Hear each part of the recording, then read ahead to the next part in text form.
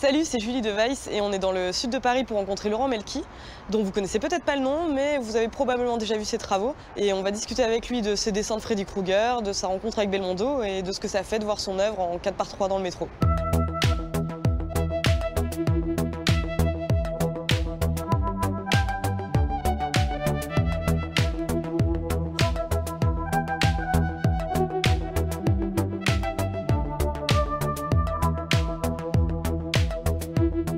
Il n'y a pas de mauvais film, c'est ce que je dis, c'est ce que je pense. C'est le public qui n'est pas le bon. Vous savez, les films de série B, c'est quoi? C'est des films qui n'ont pas eu la chance d'avoir le bon producteur, de bons acteurs, une bonne production et un bon scénario. Donc mon but, moi, c'est de créer du rêve et en hommage à tous ces créateurs, de faire le plus bel objet que même eux n'ont pas eu les moyens de faire. Parce que qu'est-ce qu'on voit avant tout? On voit une belle affiche dans la rue, on voit une affiche. Alors autant qu'elle soit belle, même si le film est un peu raté. Pour commencer, est-ce que tu peux revenir un peu sur ton parcours et sur comment tu t'es mis à dessiner? Sur tous mes cahiers de lycéens, d'écoliers, je dessinais qui des goélettes, qui des voitures, j'ai eu des périodes comme ça. Mais toujours, il y avait quand même... on n'avait pas trop de choix dans l'épouvante à l'époque. C'était souvent les films de la Hammer, Frankenstein et Dracula, alors à toutes les sauces. Bon, j'avais quelques maîtres, mais alors qui n'avaient rien à voir avec l'épouvante, c'était Gottlieb et Franquin. Donc j'étais très BD. Mais la BD, ça n'a jamais été mon fort, parce que je me suis dit, écoute, sur chaque case, il faut passer une journée. Tu fais le calcul, une planche, il y a 8 cases, tu veux 8 jours, tu peux faire une belle affiche en couleur, que tout le monde va pouvoir éventuellement voir, soit dans les vidéoclubs, soit mon grand but, c'était le cinéma, évidemment, faire des affiches de films d'épouvante. Ah, déjà à l'époque, ouais. Ah ouais, l'obsession. Hein. Moi, j'étais pote avec des gars qui avaient un magasin de hi-fi vidéo dans les quartiers un peu sordides. Ah oui, Porte de Clignancourt, là, ouais, c'est ça? Voilà. On s'encanaillait un peu là-dedans. Et donc, c'était des vendeurs. Et ils ont dit, justement, il y a un gars qui cherche un illustrateur. C'était Villermin, de Hollywood Vidéo, une des premières boîtes vidéo, de VHS, évidemment. Il y a un gros cigare. T'es là, bon, écoute, mon gars, je peux voir ce que tu fais. Alors, moi, je vais montrer mes petits Dracula, petits trucs.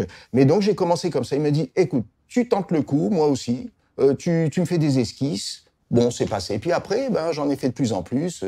Après, j'ai fait La Baie sanglante. La Baie sanglante, il me semble que c'était ton sujet de thèse, en fait. Tu présentais une affiche. Voilà, voilà. Comme j'ai bossé en parallèle de ma dernière année de thèse, justement, je me suis dit, écoute, t'as pas le temps de faire tout. Je faisais les jaquettes. Je me suis dit, allez, je vais présenter ça à la thèse. Ouais. Je me suis dit, là, je vais marquer des points. Ils vont dire, oh, bravo, Melki. Tu parles. Non, pas du tout. Ils ont vu ça. Et malheureusement, le film venait de sortir au cinéma une semaine avant. Et il y avait la 120-160 avec la baie sanglante, des yeux rouges, une main qui sort avec une serpe horrible. Et ils ont vu ça. Ils ont vomi leurs 4 heures. Ils ont dit non, c'est pas possible. Ils m'ont mis avant-dernier, donc 49e sur 50. Et ça, en gros, c'est l'histoire de ma vie. Mais j'ai des gens intelligents qui arrivent à comprendre qu'une affiche, c'est pas... politiquement correct, il faut que ça soit un peu transgressif, que ça arrache un peu la vision des gens et que c'est un petit viol, voilà. Rétinien. Voilà. C'est ça qu'il faut, sinon... Avant de bosser sur une affiche, qu'est-ce que tu as comme éléments sur lesquels te baser? Rien, t'as une fiche, t'as le scénario, si possible écrit en serbo-croate, si possible.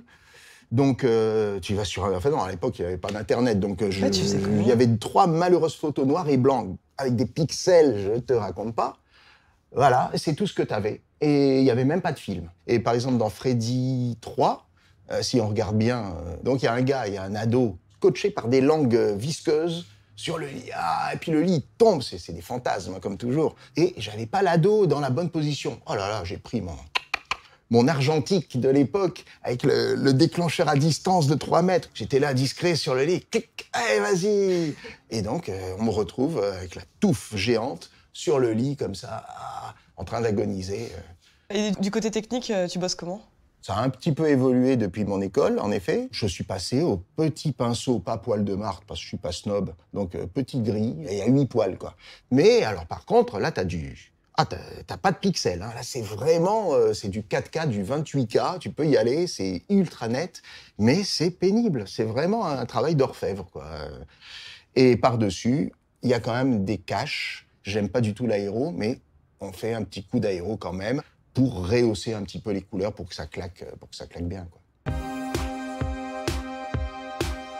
Écoute, bon, je t'ai fait une petite sélection comme ça, pas exhaustive, de quelques petites horreurs croustillantes. Ça, c'est assez intéressant. Ouais. C'est pas du tout la version définitive. La version définitive, c'était celle-ci. Ah, d'accord. Eh ouais, version, voilà.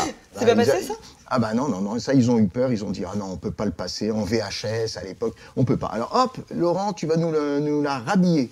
Ouais, c'est vachement Et donc, pratique. voilà le petit sticker qui va bien. Alors, attention, hein, c'est avant Photoshop, excusez-moi, c'est à l'ère du Minitel, hein, donc bon, on fait ce qu'on peut. Hop, hop. Ah bah, Vidéodrome, quoi. Ah bah, on a surtout vu cette affiche en 120-160 et elle était conçue pour être découpée à la tronçonneuse, là et là.